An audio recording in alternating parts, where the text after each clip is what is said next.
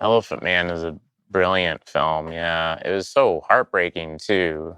I remember my parents telling me about the Elephant Man, and I thought it was sad, about a deformed man who couldn't lay down to sleep, and if he lay down, he'd die, you know? It was just so heartbreaking. And for David Lynch to be able to take that script and to take that and bring some of his own thing to it and his own kind of be intuitive with it, but not smother it, you know? He made like an incredibly handsome movie. You don't think, I give Mel Brooks deserves a lot of credit for seeing Eraserhead and being like, yeah, this guy could shoot Elephant Man with all these massive British actors and something that needs a really specific, gentle touch to it. And John Hurt's performance is amazing. And Anthony Hopkins, the first time he sees him, he just cries. Remember, it's so heartbreaking.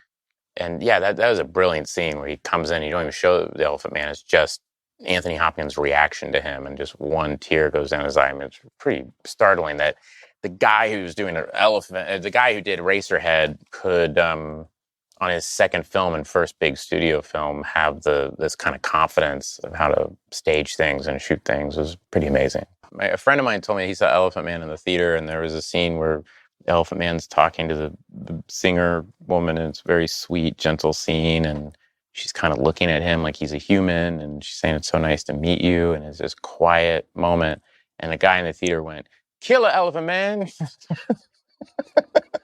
Like, he's like, this is a monster movie, right? When's Elephant Man going to start killing people?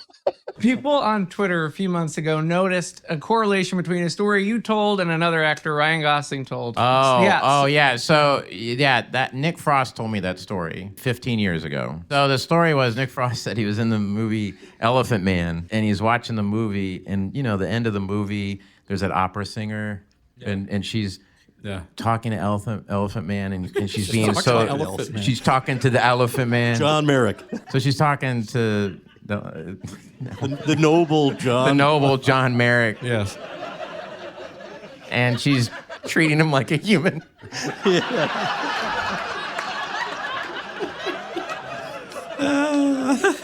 And some guy in the theater yelled out, "Killer Elephant Man!" Like he thought it was a monster movie. Totally. So he told me that story, and I thought it was very funny, and I told it. And then I guess Ryan Gosling told the exact same story, like it happened to him. Maybe it did happen to him. I don't know. Yeah, it's possible. But now it's this whole, I'm not on social media, but is it a feud? Is it a social media feud? People will come up to me and be like, "Hey, man, Gosling stole your story." And I'm like, "Hey, man, get a fucking life." To the Demi thing, I think, like, you get Silence of the Lambs. And the Silence of the Lambs is a really interesting thing, too, because what I always find works so well about that movie was, you know, when you read that book, the material, it has some humanity in it, but not a lot. It is much more of a pot boiler. Sure. And Jonathan Demme is, for me, all humanity. Yeah. It is just all about the idea of him doing a movie about a serial killer was, what, that guy? You know, he's such a warm, beautiful person, but it was the perfect combination of things where he then brought into it this weird humanity, like, you know, the woman in the well and that character, how strong and the she music is, and stuff like that. Yeah. And it didn't nothing about it felt exploitive to me. He felt like, even when they're looking at the body of the woman and Jodie Foster, you know, this was someone's daughter. This was someone, you know, Jodie Foster feels for this person, and I never felt like those things were in the.